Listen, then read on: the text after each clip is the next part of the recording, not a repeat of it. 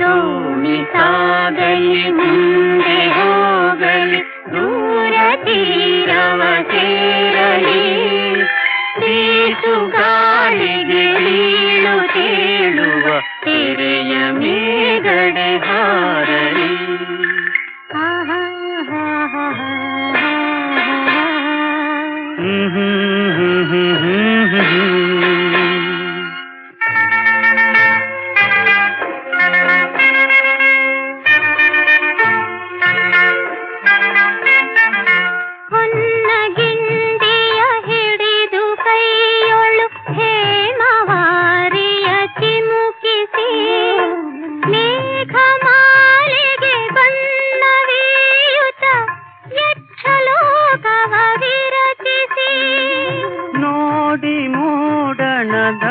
ದಿಗಂತದಿ